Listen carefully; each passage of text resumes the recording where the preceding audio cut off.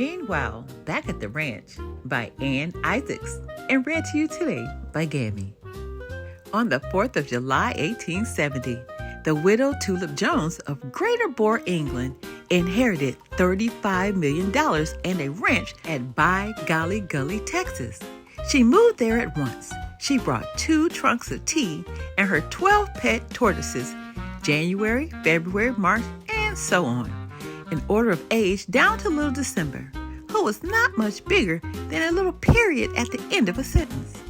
3 servants came along as ranch hands, Lindsay, Woodsy, and Calico. They arrived in the middle of the hottest summer Texas had ever known. By Golly Gully was so hot that chickens laid hard-boiled eggs, and lizards howled around on tiny stilts to avoid burning their feet on the ground. "Grab your hoes, girls," said Tulip Jones. "We're going to plant a garden." She soon found that everything raised on Texas soil grows faster, bigger, and better than anywhere else. Lindsay, Woodsy, and Calico had to climb a ladder to pick tomatoes. Potatoes got so big that it took 7 of them to make a dozen. A single watermelon fed everyone on the ranch for a month, and afterward, they used the hollow rind as a hay shed. Not surprisingly, Widow Jones' tortoises also grew to amazing proportions. Within a month, even little December measured 6 feet from his tail to his nose. Now, you might think their size would slow them down, but facts are otherwise. The bigger those tortoises grew, the faster they ran, until eventually they could outgallop any racehorse. "A tortoise can do whatever a horse can do, only better," declared Tulip Jones proudly. She ordered saddles and reins and rode them all over the prairie. "This peaceful life suits me just fine," Widow Jones would say, while she and her ranch hands drank tea and gazed at the summer sky. But it didn't stay peaceful for very long, for word spread as fast as prairie wind that a widow with $35 million has settled by Golly Ranch. Soon, every unmarried man in Texas hoped to marry Tulip Jones, and in 1870, every man in Texas was unmarried. Before long, a line of suitors stretched from By Golly Ranch to the town of Toad Crossing, a mile down the road. With 1,000 men dropping by for tea every day, Widow Jones had to hire Charlie Doe Puncher, a baker from Aberdeen, to bake tea cakes, biscuits, cookies, and pies. Each night, after all the suitors had left, Tulip Jones would sit in the kitchen and complain to Charlie while he mixed the next day's bread and muffins. "That tumbleweed Thompson is so clumsy, he couldn't hit the ground with his lasso," she told Charlie one night. "And Big Toe Anderson has nothing on his mind but his hat." "Try this," Charlie said comfortably, and he offered her a blueberry scone fresh out of the oven. "I'm not looking for a husband," Widow Jones explained to one suitor after another. "I like it fine on my own." Still, the men kept coming and coming. But when the sheriff and his brother Spit showed up, all the other suitors stepped back to let them pass. The brothers were the leaders of the infamous Hole in the Pants gang, who had been terrorizing ranchers and stealing cattle for years. Because the sheriff ran the gang, it didn't seem likely they would ever be brought to justice. The sheriff and his brother marched up to Widow Jones with grins as wide as their hats, determined to make her marry one of them. They didn't care which one, for they planned to grab her money and run off to Mexico without her the minute the wedding was over. "You'd be the safest lady in Texas if you married me," the sheriff lied. "Marry me," said Spit. Tulip Jones was in horror. "Those brothers are so mean that dynamite would hide from them," she told Charlie Doe Puncher that night while he frosted ginger snaps. Charlie set a pile of cookies before the widow. "Try this," he said, his face kind of wrinkled with concern. "I don't think I can stand another day of these suitors, Charlie," said Tulip Jones. "I've got to find a way to get rid of them."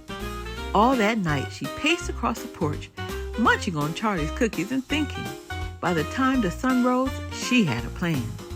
"Girls, this is the last day you'll have to wash dishes for 1,000 men," she told her ranch hands at breakfast. "I'm going to get rid of the suitors for good." "Hooray!" shouted Lindsay, Woodsy, and Calico. "I'll give the suitors a task and promise to marry the man who will succeed," Widow Jones explained.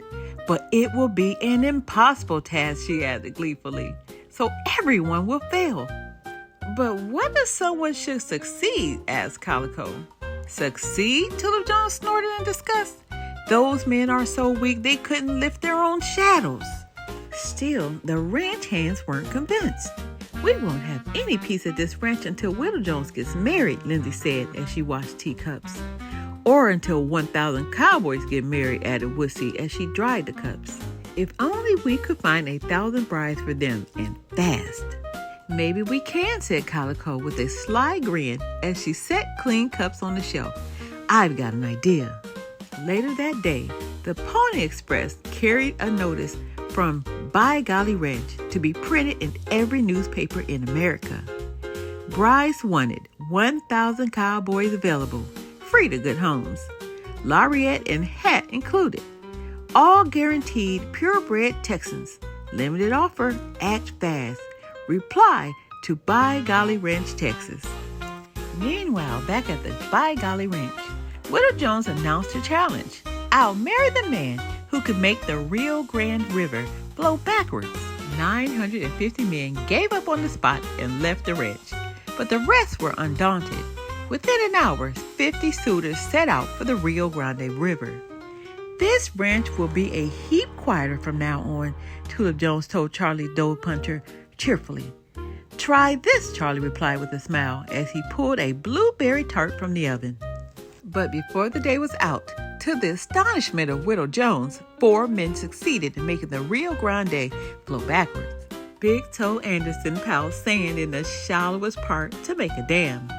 The water rose and rose up the upriver side until it started to push itself backwards.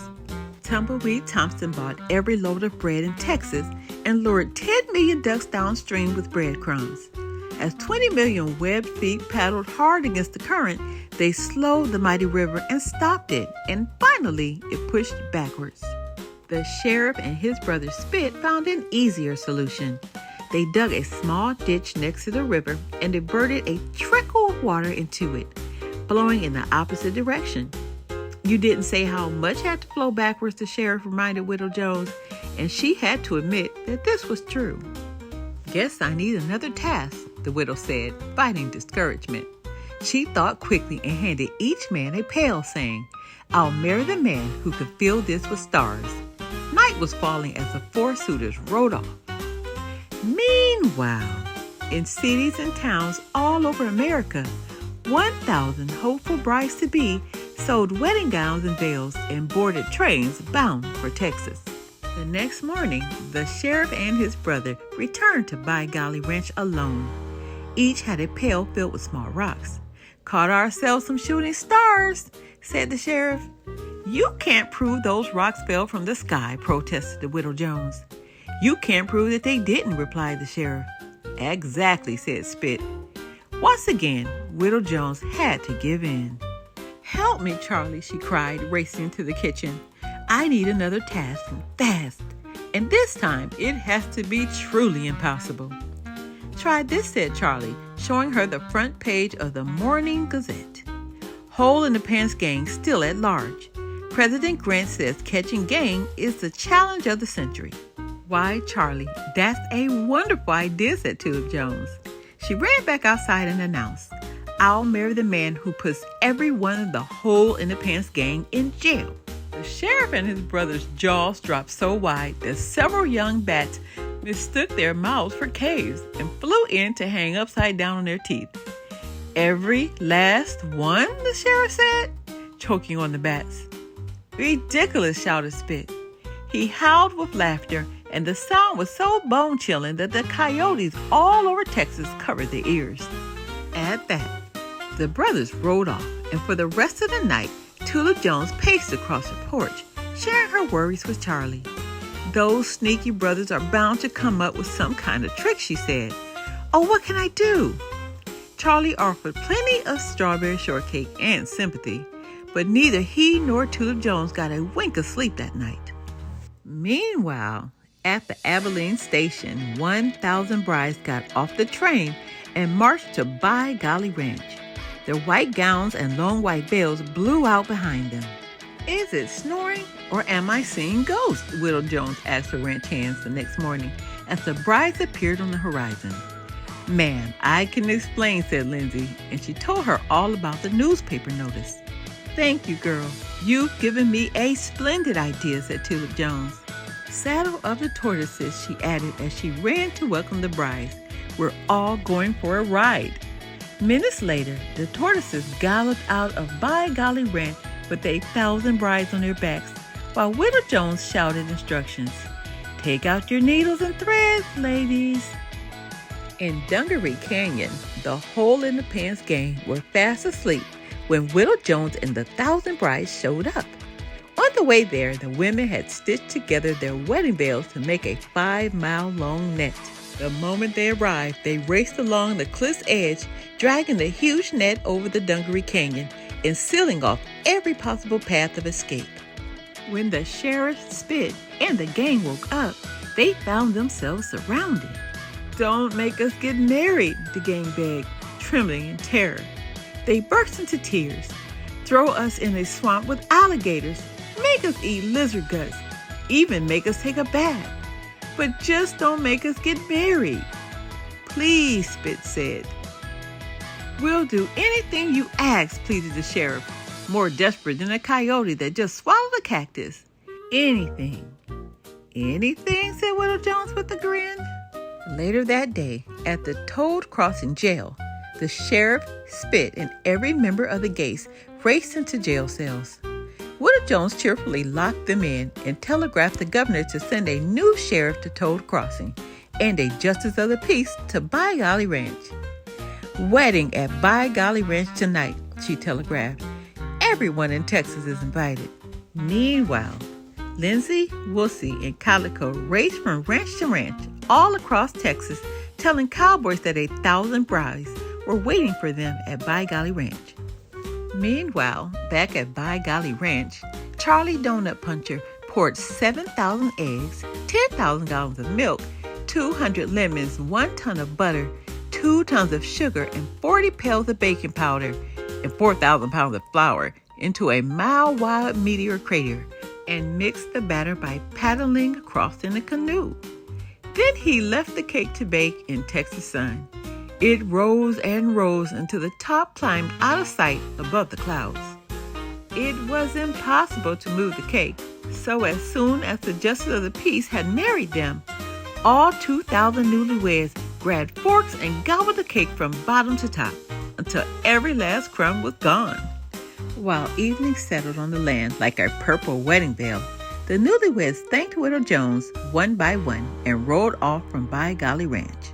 Lindsay, Woodsy, and Calico left too, for the 3 ranch hands had caught Marion fever and found husbands of their own. It was midnight when the last couple left, and Tulip Jones went into the kitchen for her nightly talk with Charlie Dough Puncher. But Charlie wasn't there. Tulip Jones ran all over the ranch, searching, but he wasn't anywhere. "I should have thought of this," the widow told herself sadly. "With the suitors gone, he must have figured I'd have no need for him." In the hall, the grandfather clock ticked. Far off, a coyote pack howled out his song, and the melody went riding up the hills and back down. "But I do need him," Tulip Jones declared. Tears came down to her eyes. Suddenly, she heard a wagon and saw a lantern swinging from the top rail. "Charlie!" she cried, lighting up like a firefly as she ran out to meet him. "I'm so glad to see you." "Try this," Charlie said. He smiled as he handed her a small box.